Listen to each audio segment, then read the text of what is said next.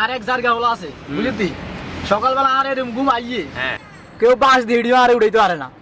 তো উত্তি রয়েছে আর কি ওই জায়গা হলো এমন সময় কিচ্ছু জানাস নি আর বাসার মধ্যে এমনি থাবর দিয়া কয় টঙ্গী গাজীপুর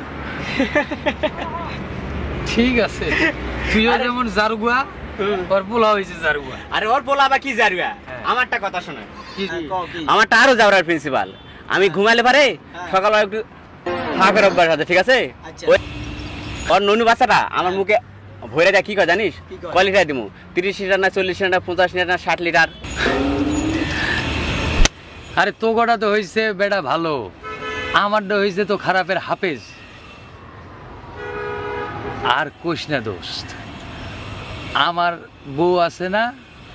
হে আবার কিছুদিন থেকে আমার কাছে আসা যাওয়া নাই তা আমার সবসময় শরীরটা একটু গরম হয়ে থাকে বুঝছস তো এই অবস্থায়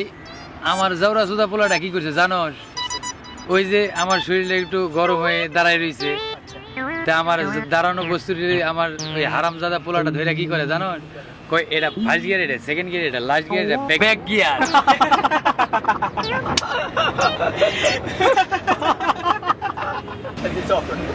আচ্ছা এই কাজটা করে কেন কত কারণ হইলো তুই হেল্পার তুই সবসময় বাসরে কি করস থাবরাস